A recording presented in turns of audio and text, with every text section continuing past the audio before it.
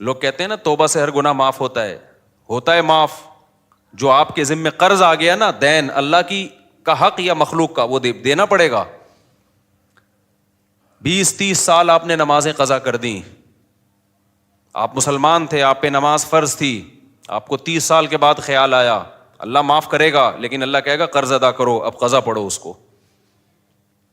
یہ جو لوگ کہتے ہیں نا قضاء عمری نہیں ہے، یہ فضول باتیں کرتے ہیں، اجماع امت کے خلاف باتیں کرتے ہیں. آج کل کے اسکالرز جو بھی اجماع امت کے خلاف لے کے جا رہا ہے آپ کو، اس کی بات کو اٹھا کے دیوار پہ مار دو. اس پر اجماع امت کا، آج کل کے مفتیوں کے اختلاف کی کوئی ویلیو نہیں ہے. جو پہلے مسائل اتفاقی ہو چکے ہیں وہ ہو گئے.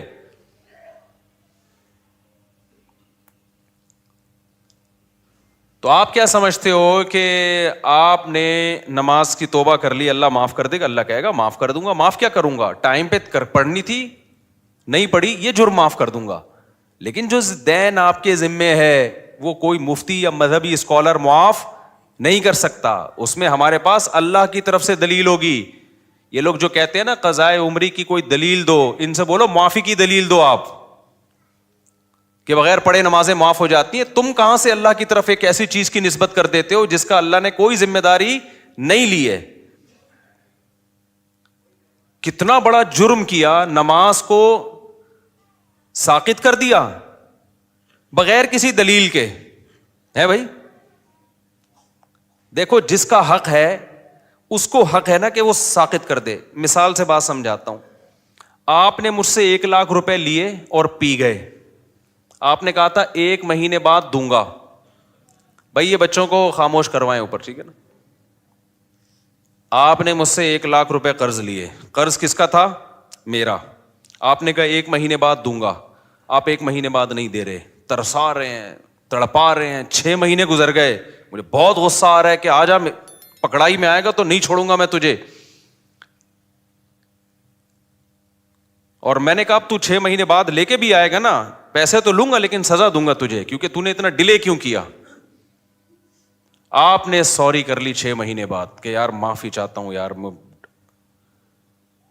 اب جب آپ نے سوری کی ہے، میں نے کہا چلو بھائی اب یہ قرض لے آئے گا، اب میں اس پہ غصہ نہیں ہوں گا کیونکہ میں نے اس کو معاف کر دیا. یہ جو ڈیلے کیا نا معاف کر دیا.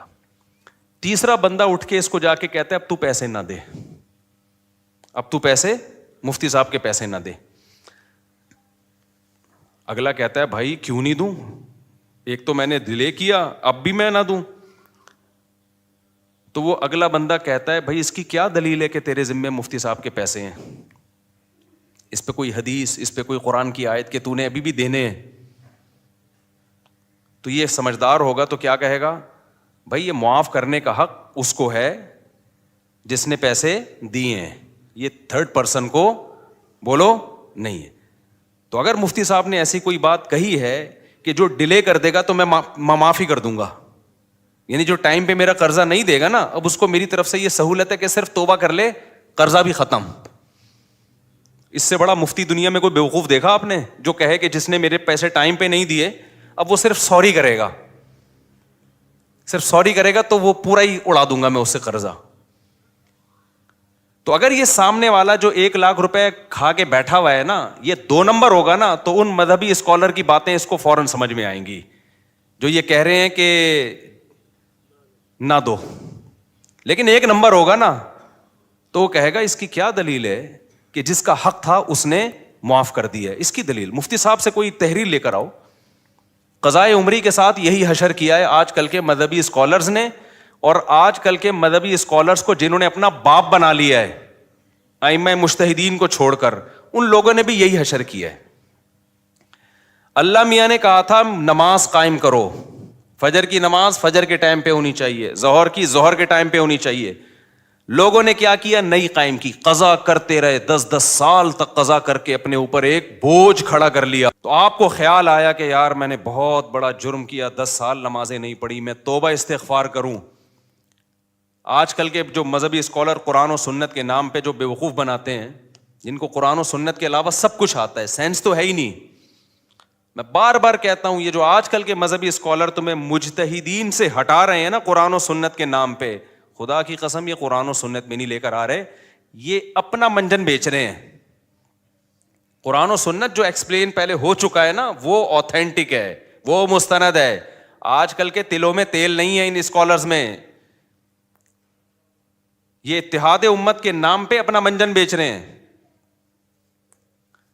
تو انہوں نے کیا کیا, 10 سال ایک آدمی نے نماز نہیں پڑھی, اتنا بڑا جرم کیا, اللہ کا قرض اس کے اوپر. حدیث میں آتا ہے دین اللہ احق ان یقضا, اللہ کا قرض سب سے زیادہ اس لائق ہے کہ وہ ادا کیا جائے.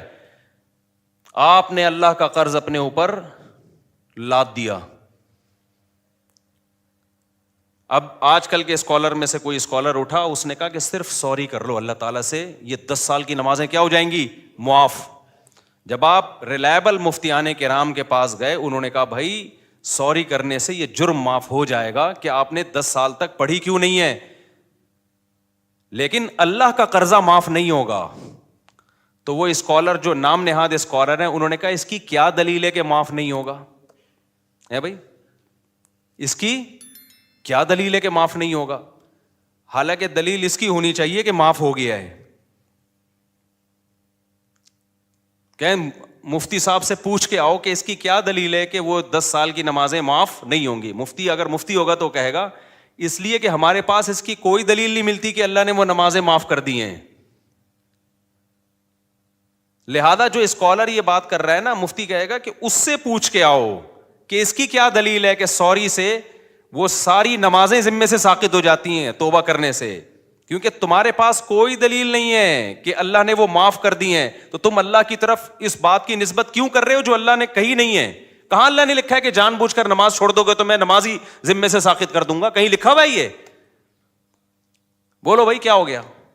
کہیں ہے قرآن میں حدیث میں کہ جو 10 سال چھوڑے گا تو خالی سوری سے اس کا قرضہ معاف کر دوں گا؟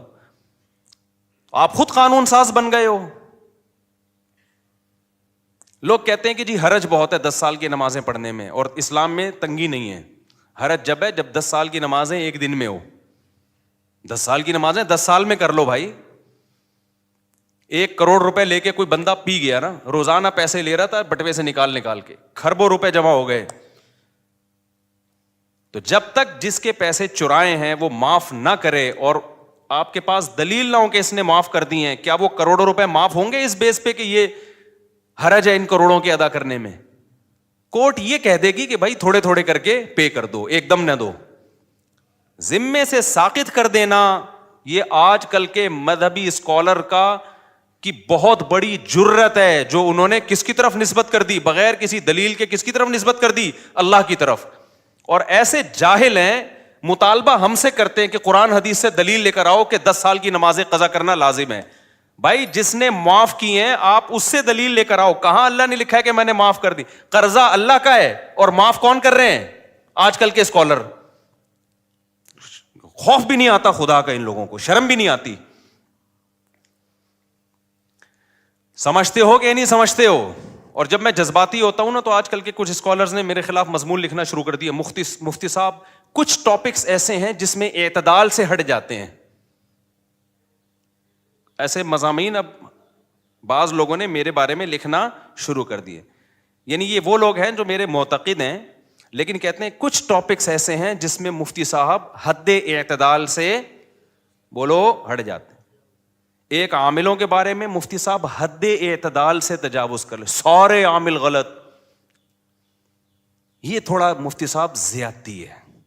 ایک 3 طلاق کے مسئلے میں نے کہا نا کہ اگر کوئی اہل حدیث سے فتویٰ لے کے بیوی کو رکھ لے گا وہ زنا ہی ہے, بیوی حلال نہیں ہوگی. لوگ کہتے ہیں مفتی صاحب یہ تھوڑی کیا ہو رہی ہے, زیادتی ہو رہی ہے, اتنا بھی سختی نہ کریں آپ. میں بتاتا ہوں ابھی. تیسرا یہ مسئلہ قضائے عمری. قضائے عمری ساقط نہیں ہوتی ذمے سے, اجماع امت کے خلاف ہے یہ, کوئی دلیل نہیں ہے. نماز سے بڑھ کر اسلام میں کوئی حکم بولو نہیں ہے. کسی مذہبی اسکالر نے فتویٰ دے دیا نا 10 سال کی نمازیں, اس سے بولو یہ تو نے فرض کی ہیں یا اللہ نے فرض کی ہیں؟